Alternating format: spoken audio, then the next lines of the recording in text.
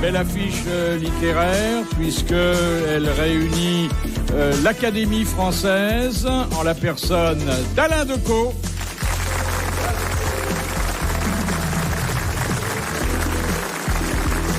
L'Académie Goncourt en la personne de Robert Sabatier.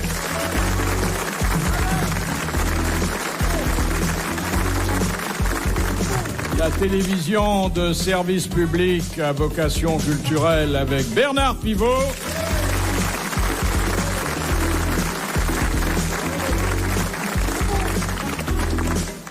La rédemption à travers la littérature en la personne d'Alphonse Boudard.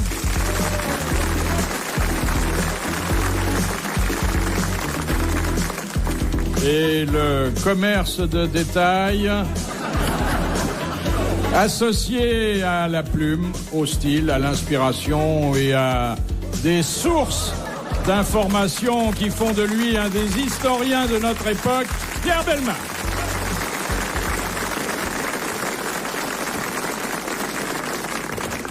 Alors, je voudrais vous dire d'abord combien ça me fait plaisir de vous voir réunis et combien, pour certains, ça me fait plaisir de les voir tout court, parce que ils ne sont pas familiers des grosses têtes. Et je me dis que c'est là qu'on voit que ce 20e anniversaire n'est pas un événement ordinaire, puisque des gens aussi extraordinaires ont tenu à y participer. Pourquoi vous n'êtes jamais venu, Bernard Pivot ? Parce que je ne me sens pas capable de répondre aux questions difficiles que vous posez, n'ayant pas, contrairement à ce que les gens croient, une bonne mémoire. J'ai une mémoire comme ça très très rapide, très furtive des choses que je viens de lire, mais je ne me souviens absolument pas des choses que j'ai faites il y a 15 ans, 20 ans. Donc, vous ne serez pas interrogé sur votre vie privée, d'ailleurs. Oui, mais je regrette parce que là, je serais très très bon. Et puis, alors les histoires drôles, c'est pas bien ma spécialité. Et puis j'ai vu d'ailleurs que les meilleurs dans les grosses têtes que j'écoute souvent, sont les gens qui sont capables à la fois de répondre très vite à la question demandée et en même temps d'être drôles. Donc ce sont deux qualités et je ne les ai pas, en tout cas pas en même temps. Non. Oh non, là vous calomniez. N'est-ce pas, Robert ? Je dois dire que Bernard Pivot m'a fait tordre de rire bien des fois en me racontant des histoires pas convenables du tout. Qui se passent dans des trains, par exemple. Oui, mais en petit comité. Oui, mais Robert les raconte beaucoup mieux que moi. Oui, on dit ça, mais il faudra que vous nous racontiez l'histoire du train tout à l'heure. Ah, c'est impossible. Ah non, là, c'est impossible. Impossible. Ça, c'est impossible. C'est vrai? Ah oui, ça, c'est vraiment Ça met en cause des gens que nous connaissons, peut-être? Ah non, pas du tout. Non, mais ça pourrait faire, déjà que la SNCF va pas très bien, alors là, ça fait dérailler complètement. Et puis, Alain Decaux, j'ai envie de vous poser la même question, encore que vous soyez venu, mais il y a tellement longtemps. J'ai l'impression que c'est il y a 20 ans à peu près. En tout cas, il y a un repère, parce que moi, on m'a oublié, mais il y avait Jeanne Birkin qui était là ce jour-là. Ça m'a frappé beaucoup. Oui. Voilà. Alors, pourquoi est-ce que je suis pas venu? Je vais dire un peu la même chose que Bernard Pivot. C'est-à-dire que, bon, je peux quelquefois répondre aux questions des grosses têtes, mais trop tard. Parce que moi, c'est lent à se déclencher. Quand je suis tout seul en train d'écrire, j'ai tout mon temps. Mais ici, ça va vite. Et vous parliez d'un commerce tout à l'heure. Mon Dieu, le métier que je fais est aussi un commerce. Alors, on me lit. Pourquoi? Parce qu'on me prend au sérieux. Et si tout à coup, on s'aperçoit que je ne sais rien, c'est pas vrai, mesdames et messieurs, je sais des choses. Mais je ne réponds pas. On va dire, mais finalement, c'est surfait, Decaux. Qu'est-ce que c'est que cette légende? Decaux n'existe pas. Alors je me méfie, je ne viens pas. Non, je peux vous dire que votre image n'en sortira pas tant mieux. Rapetissée, bien au contraire, nous sommes là pour donner une nouvelle dimension, celle des grosses têtes, à une personnalité par ailleurs attachante. Alors je vais vous poser la première question. Alors l'auteur, ça n'est pas Monsieur Bresson de Pierrefonds, qui lui n'a pris la responsabilité que d'envoyer la question, mais qui entra comme bibliothécaire à la Bibliothèque nationale et fut destitué 10 ans plus tard pour avoir écrit un pamphlet intitulé « Le joujou patriotique ». C'est pas des caves. Non. C'est à quelle époque, ça? Nous sommes à la fin du 19e siècle. Cet homme porte un nom aristocratique. José Maria de Heredia? Non, c'est un homme qui n'aura jamais la grande notoriété littéraire, mais qui encore aujourd'hui est apprécié des fins lettrés, donc de vous-même, messieurs. Poète. C'est pas Villiers de l'Isle-Adam, Barbé d'Aurevilly? Non, vous avez... Poète. Plutôt prosateur, mais peut-être poète aussi. Laurent Teilhard, non. Est-ce qu'il a été de l'Académie Goncourt? Je ne pense pas. Et la française? Non. Il a écrit. À part ça, Qu'est-ce qu'il a d'autres trucs. écrit Il a dû écrire à sa famille, mais j'ai pas vu les lettres. Non, je dois vous avouer, mon ignorance il est mort quand crasse. Je n'ose pas dire à quelle époque est mort un homme dont certains ne soupçonnent pas la naissance, mais il a dû mourir, oui, environ à cette époque-là. Pas le comte de Lille. C'est plus tard, apparemment. Jarry. Non, encore une fois, il porte un nom aristocratique. Je ne pense pas qu'il s'agisse d'un pseudonyme. Un nom très connu. Ben, j'arrive à en douter. C'est pas Pierre-Louis? Non. Si on avait son prénom. Ah ben non, ce serait trop simple. Ou la première lettre de son nom. Alors, la première lettre du prénom, c'est R. Alors, Rémy René. de Gourmont. Rémy de Gourmont. Ah oui, ah ben non, bonne réponse de Robert Sabatier. Vous voyez le petit déclic, hein? Vous manquiez d'air. Oui, il manquait Ah, mais d'air. c'est- Il fallait un petit rien pour... Ah, c'est très- Rémy de Gourmont, Rémy alors, de- on pourrait parler de ses autres œuvres, Bernard. Ah, pas du tout. Il a jamais voulu venir chez vous. Jamais. Bah, il y a Pourtant, j'ai supplié, les hein. lettres à l'Amazone, Oui, qui c'est est ça. un livre remarquable. Mais vous avez remarqué que Robert Sabatier a employé le qualificatif que l'on décerne habituellement aux livres qu'on n'a pas relus ou dont on a un peu perdu le souvenir, remarquable. Ah non, Un non, mais ouvrage je l'ai lu il n'y a pas remarquable. si longtemps. Hein. Vous le relisez Ah, il y régulièrement? a 7 ou 8 ans. Un homme qui écrit tant, qui passe quand même de nombreuses soirées a à un dîner journal, en il y ville, a un à courir journal le guidou, et qui trouve le moyen néanmoins de lire Rémy de Gourmont, mérite vos applaudissements. Ah ouais.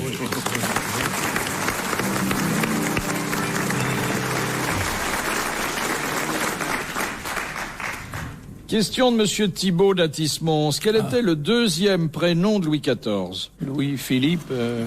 Louis-Charles. Antoine? Non. Auguste? Non, ce serait trop beau. Henri? Un prénom courant, son sans grand-père. doute. Un prénom qui est peut-être un peu... Dieudonné. Dieudonné. Bravo. Bonne réponse d'Alain Decaux. Mais Dieudonné. vous m'avez laissé du temps. Ah mais vous en avez toujours un peu. Ben vous voyez, fallait pas avoir peur, Monsieur Decaux. Mon Dieu, je me remets peu à peu. Les enfants sont comme la crème, les plus fouettés sont les meilleurs. Jules Renard. Non, mais c'est quelqu'un. C'est qu'enfin, Courteline. non, c'est quelqu'un auquel Robert Sabatier doit beaucoup et qui a dû connaître Jules Renard. Hervé Bazin. Non. Moi, je Guitry. pense pas que Bazin ait connu Jules Renard. Hein. Bah, non, Courteline. peut-être pas. Guitry. Non. Non, j'insiste. Robert Sabatier. Bah, les frères Goncourt. Eh bien oui, ce sont les frères frères Goncourt. Goncourt. Bonne réponse de Robert Sabatier.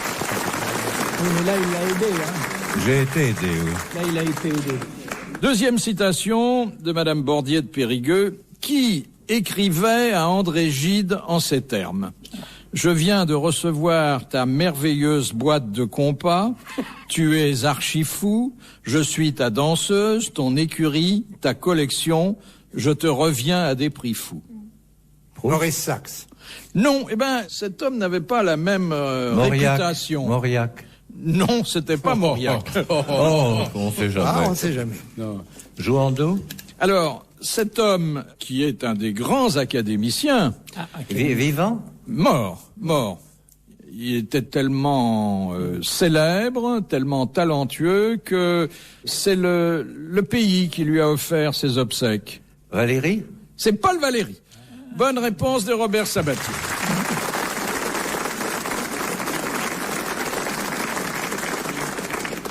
Alors, on n'imagine pas Valéry en train d'écrire Non, ce... mais, alors là, c'est là où je suis frustré. Je voudrais savoir pourquoi, dans quelles conditions Valérie a pu écrire une chose pareille à Gide. Alors là, j'aimerais... Voilà, vous reprenez votre rôle qui est de poser des Ah questions. bah oui, non mais là... Mais comme on m'a pas prévenu à l'avance, j'ai pas la réponse. Bon, Ah oui, bah. non mais assez curieux quand même. Hein, ça. Non, pas tellement, parce que moi j'ai connu des gens qui ont connu Valérie. Et Valérie travaillait le matin, de 6 heures du matin jusqu'à midi. Comme toi. Et il disait, j'ai été intelligent toute la matinée, maintenant j'ai le droit de dire des bêtises. Et il passait son temps à faire des calembours. C'est-à-dire que le sérieux Paul Valéry était à la ville un homme très drôle. Et là, je suppose qu'il y avait un petit jeu, une petit connivence entre ces deux hommes dont les mœurs de l'un ne prêtaient pas à équivoque. Ah non, crois pas. non. Question de Monsieur Gragnon, qui portait sur lui des manchettes de dentelle ayant appartenu à Jean-Jacques Rousseau et dans son portefeuille gardait une lettre d'amour de Marie Duplessis. Cher Alain Decaux. Marie Duplessis, ça pourrait être Sacha Guitry qui avait en C'était effet... Sacha Guitry. Bonne réponse d'Alain Decaux. Non, mais marrant. Il avait la correspondance. Il avait pas seulement une lettre, mais il en avait pas mal qui ont été vendus après sa mort. Vous avez connu Guitry et Oui. surtout connu son musée. Ah, bien entendu, ça a été le bonheur de ma vie. Et j'ai été dans l'intimité de Sacha. J'avais 20 ans, il en avait 60. Et je dis que c'est un des bonheurs de ma vie d'avoir eu 20 ans auprès d'un homme pareil. Alors vous avez donc évolué dans cet hôtel particulier, aujourd'hui démoli, de la rue Élysée-Reclus. C'est un crime, parce que c'était un musée fait par un homme qui avait voulu justement réunir des chefs-d'œuvre de la peinture, des chefs-d'œuvre aussi des hommes célèbres, parce que ça c'était le trait de Sacha, c'est qu'il aimait admirer. Et toute sa vie, il avait collectionné des objets ayant appartenu aux gens qu'il aimait. Il ne faut pas oublier qu'à la Libération, c'est Alain qui a permis à cet hôtel Oui, de ne pas être pillé. Et ça, c'est très important. Alain, le résistant, le FFI, qui a interdit l'entrée de cet hôtel parce qu'il avait déjà une très grande admiration pour cet auteur et il sentait que ça ne sentirait pas bon si on laissait certaines personnes entrer à l'intérieur. Donc Merci, c'est Pierre. grâce à lui que ça a été sauvé. Alors, c'est d'autant plus dur pour lui de le voir démoli après. Merci Pierre, c'est vrai. On raconte. Parce que, au début, il y a des FFI qui se sont pointés pour arrêter Guitry et le mener à la mairie. Oui. Bon. Alors, ils sont là, des gars, comme j'étais à l'époque, 19 ans, une petite mitraillette, et ils arrivent à la porte. Le valet leur ouvre. Et Sacha est en haut de l'escalier et en pyjama. Ils sont pétrifiés devant Sacha, qui leur dit « Montez, messieurs, n'ayez pas peur. » Oui, C'est très joli. Attention, encore un mot de Sacha ce jour-là. Ces jeunes gens se sont présentés en effet tout à fait intimidés en disant « On vient vous arrêter. De la part de qui ? Du comité de libération. » Alors il a raconté tout ça ensuite dans 60 jours de prison. son séjour à Drancy notamment. Oui. Et à Fresnes, il a été À un peu... Fresnes, il a À Fresnes, tout il a fait. ce mot. On arrive, il dit la soupe, il dit qu'elle entre. Et tu avais déjà une toute petite mitraillette. J'avais une petite mitraillette. Mais pas... Question de Monsieur Lacauve de Saint-Vigor-le-Grand. Qui est Daniel Essette? E-Y-2-S-E-2-T-E. C'est un écrivain? Non, mais un personnage qui a pu charmer notre enfance, moins à la mode aujourd'hui, et c'est dommage. Alain Saint-Augan ou... Un dessinateur de bande dessinée, oui. Non, pas du tout. Un personnage d'un roman Ah, qui Un a bon été... petit diable? Non. C'est Charles MacMish, le bon petit dieu. Ouais. il retombe en Jules Verne. enfance. Hein. C'est un bouquin où il peut y avoir plusieurs niveaux de lecture, comme bien on dit. Hein. Ah bah oui, on a fait des thèses. Notre ami demande si c'est pas dans Jules Verne. Non. Alors, c'était un jeune homme méritant. Français, c'est un littérature Français, française. bien sûr, qui a eu beaucoup de problèmes. Il était un héros très, très émouvant. Il était instituteur. Petite chose. Oui, c'est le héros du Petit Chose d'Alphonse Daudet. Daudet, bravo. Bonne réponse d'Alphonse Daudet. Ça, c'est ça. Mais ça prouve que c'est un peu oublié. Et c'est dommage, car Pourtant, c'est la un, C'est Tous lu, dommage, on a quel tous lu. joli c'est livre. un très joli Ah oui. livre. Hein. Mais d'ailleurs, on a l'impression que Daudet est dans un purgatoire aujourd'hui injuste. Dans les hein. écoles, il est lu beaucoup. Et dicté. Question de Monsieur Cobet. Qui écrivit le premier roman policier avec pour personnage principal Gaboriau. Edgar Poe. Edgar Poe. Oui. Eh oui, Edgar Il y a une Poe. discussion. Bonne réponse de Moi, je Robert suis pour- Sabatier, je suis c'est pour le Edgar Gaboriau. Poe. C'est C'est pas un le roman, c'est une nouvelle. double assassinat de la rue Morte. Oui, Mais c'est une nouvelle, hein, c'est pas un roman. Il y a une contestation Une autour nouvelle. du premier policier. Moi, je dis que c'est Gaboriau. Oui. Voilà. Gaboriau, c'est un peu plus tard. C'est la première nouvelle policière, avec une énigme policière posée. Oui, oui. C'est le Ah, singe qui est le criminel, je le dis pour ceux qui ne l'ont pas Oui. vu.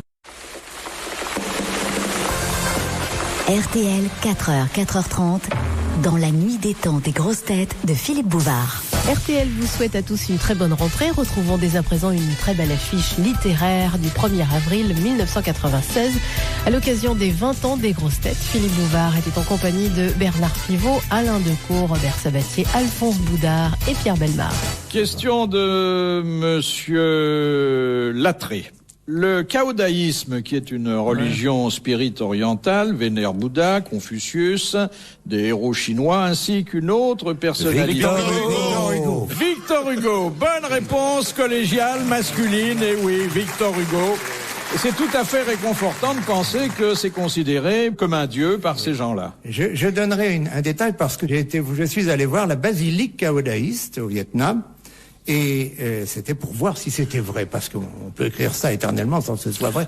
Et en effet, les patrons de cette religion, qui a été créée entre les deux guerres, parmi les patrons, il y a Hugo. Mais ce que personne ne dit jamais, c'est que le Victor Hugo caoudaïste est en habit vert. L'Académie française est présente.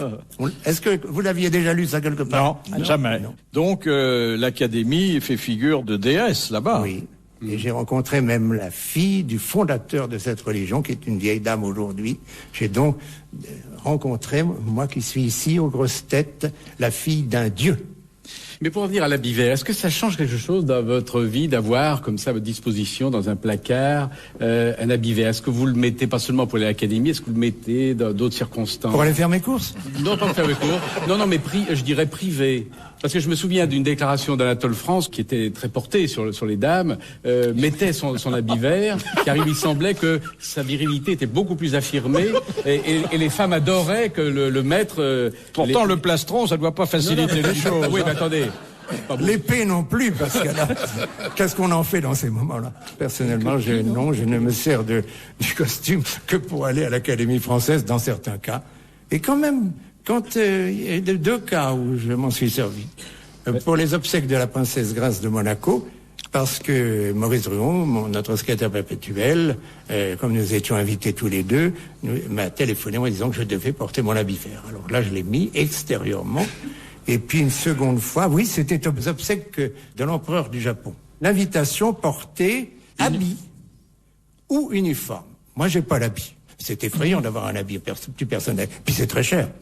Alors, j'avais pas d'habit, j'ai dit, ou uniforme. Je dis, est-ce qu'on peut comprendre l'habit vert comme un uniforme? Ben, comment? Alors, je l'ai fait savoir au ministère des Affaires étrangères à Paris, qui a été fort inquiet, qui a consulté l'ambassade de France à Tokyo, qui a consulté le palais impérial. Le palais impérial a répondu, oui, l'habit vert sera accepté. Comme s'ils savaient ce que c'était.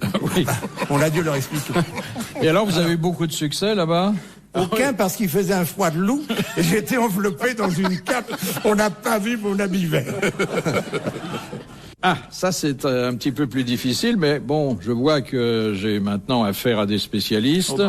Question de Madame Douchy. Qu'est-ce que Balzac fit figurer pour la première fois sur la couverture de l'une de ses œuvres? C'était La peau de chagrin. Son portrait? Non. C'était une image? Non, pas du tout. C'était un mot? Un mot qui n'avait pas figuré jusque-là Roman? Sur la couverture, non. Un mot, un seul mot? Un gros? Un tout petit mot, mais qui était lourd de sens et sur lequel on a beaucoup glosé, voire daubé. La particule. Ah, la particule. La particule.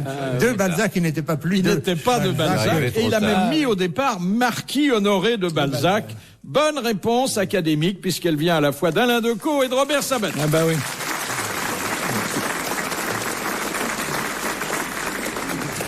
Il y a quand même des raisons pour lesquelles ces gens-là sont à l'académie. Hein. Oui, on se demande pourquoi, mais oui, quand on les fait parler, on comprend. Non, mais ils subissent des tests avant d'entrer à l'académie. Voilà, c'est pour ça. Et enfin, cette dernière citation que nous envoie Madame Harvey de Troyes, qui a dit « L'homme peut supporter des tremblements de terre, des épidémies, des maladies horribles. Il peut endurer tous les tourments de l'âme, mais la tragédie la plus terrible qui puisse s'abattre sur lui, c'est celle de la chambre à coucher. » Guitry? Non. Contemporain? Mort depuis quand même un certain temps. André-François Poncet. Non, il n'est pas de chez nous. Tristan oui, Bernard? Je peux vous dire pourquoi. Oui. Parce qu'André-François Poncet, qui était à l'Académie française, un jour à l'Académie française, j'étais jeune journaliste au Figaro, il avait écrit ce quatrain, « Toujours fidèle à ma conduite, je puis sans nuire à ma santé, tirer encore 2 coups de suite, l'un en hiver, l'autre en été. » Très beau. Ah, c'est très joli. Très joli. Alors, c'est un écrivain. C'est Marcel Achard, non? Cet homme a dû aller souvent dans sa chambre à coucher, eu égard au nombre d'enfants qu'il a procréés. C'est de quelle époque? 19e, début du 20e aussi. Hein. C'est un Anglais? Non, Un Allemand? non, Un Américain? Un Italien? Non. Ah, russe. attends, un russe. Un Ah oui, Un russe. C'est Tolstoï. C'est Tolstoï. Bonne réponse de Bernard Pivot. Eh bien, messieurs, mes maîtres, devrais-je dire, bravo, merci et je l'espère à une prochaine fois. Retrouvez les grosses têtes dans la nuit des temps sur RTL.fr.